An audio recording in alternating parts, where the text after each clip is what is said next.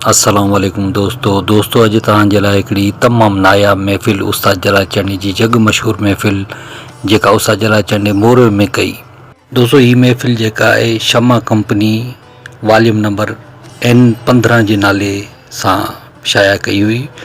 ऐं दोस्तों हिन महफ़िल खे तव्हां ताईं पहुचाइण में असांजे पीरनि प्यारनि दोस्तनि साईं दीदार रिंद साहब, हाफ़िज़ मोहब्बत अली बुलेदी साहब, उस्ताद मोहम्मद बलूचिस्तान खां ताउन कयो आहे। दोस्तों हीअ तमामु महफ़िल शानदार आहे ऐं तव्हां ॿुधंदा त तव्हां बि ख़ुशि थी वेंदा दोस्तों त कहिड़ियूं कहिड़ियूं महफ़िलूं जेके आहिनि हाफ़िज़ मोहब्बत अली ऐं दीदार रिंद साहब तव्हांजे लाइ खणी था अचनि ऐं उस्ताद जलाल चंडी जा केॾा न परिस्तार आहिनि। दोस्तों अचो त इन ख़ूबसूरत महफ़िल जूं झलकियूं ॿुधूं ऐं मां उमेद थो कयां त जिन दोस्तनि मुंहिंजे चैनल खे सब्सक्राइब न आहे कयो से सब्सक्राइब कंदा ऐं वीडियो खे लाइक कंदा, कमेंट्स ज़रूरु कंदा ऐं जिन दोस्तनि खे फरमाइशूं करणियूं आहिनि त कमेंट्स में कंदा जीअं उन्हनि जूं फरमाइशूं शामिलु करे सघजनि। त पोइ ॾिसंदा रहो तव्हांजो पंहिंजो चैनल कामरान जानी सिंधी यूट्यूब ते।